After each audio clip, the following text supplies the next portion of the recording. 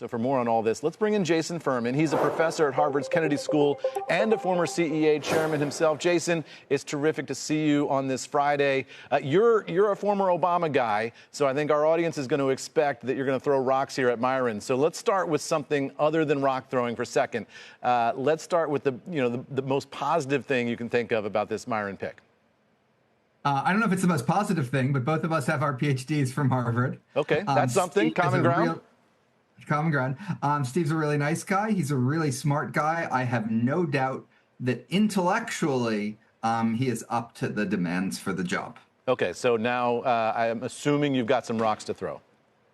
I mean, for me, there is one issue that is more important than any other for the Fed right now, and it is do governors, do chairs think the Fed should be independent of the president?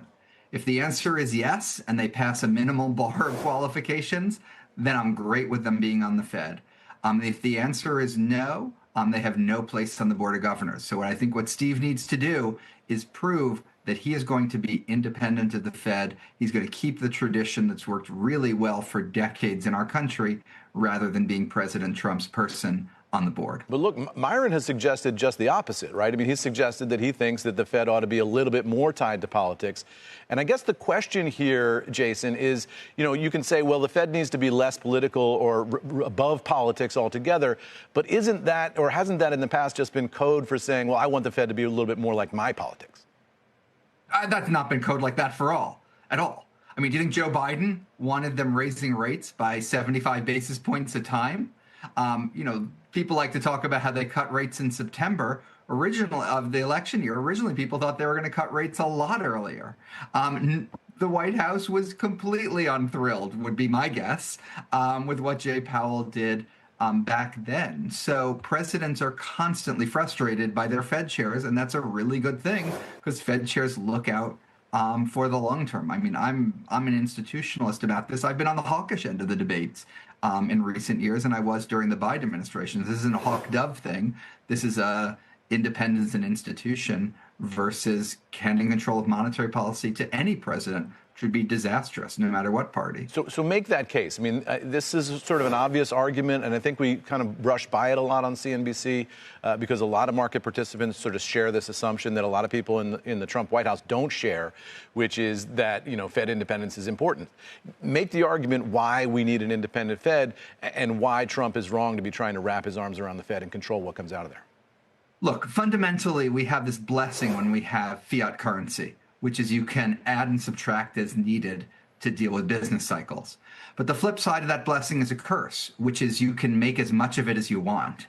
And when you can make as much of it as you want, you need some way to reassure people that you're not going to actually pull that lever. And how do you assure people you're not going to pull that lever? Well, you can tie your currency to gold, you can fix your exchange rate, or you can have an independent central bank, ideally with an inflation target. That third recipe is the one that's worked best around the world. When you go away from that, you risk things that look a lot more like Turkey and Argentina than the United States. Yeah, so follow that sort of argument, one more link down the chain, right? So if you start to lose Fed independence, if markets conclude that the Fed is losing its independence, what does that mean in terms of what we'll see in markets in terms of things beginning to spiral, things looking like they're getting out of control, in your view? Right. I mean, I could see short-term rates or even the 2-year Treasury coming down, but the 10-year going up because of rising inflation expectations, a rising risk premium. We have to raise trillions of dollars every year for our deficit and refinancing our debt. If you're not sure about what those dollars are going to be worth in the future, it's going to make it that much harder to raise those dollars. And ultimately, pretty much every president cares more about the employment mandate than the inflation mandate, at least in the short run. And so, what does that mean if presidents choose monetary policy?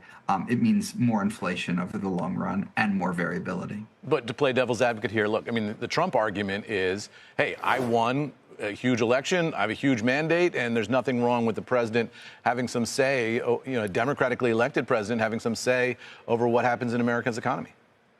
I was against Joe Biden having any say, and I think he was actually quite good about that. But, I'm sure he was seething on the inside. And the reason that Congress passed the law to create the Fed the way they did. The reason they reaffirmed that in the Humphrey-Hawkins Act is we all understand that monetary policy is all about this distinction between what is in your interest in the short run and what is in your interest in the long run. And presidents are always going to look out for the short run. Either party. This isn't like one party raises interest rates, one party lowers interest rates. Incumbent party will always lower interest rates. They'll always want more inflation.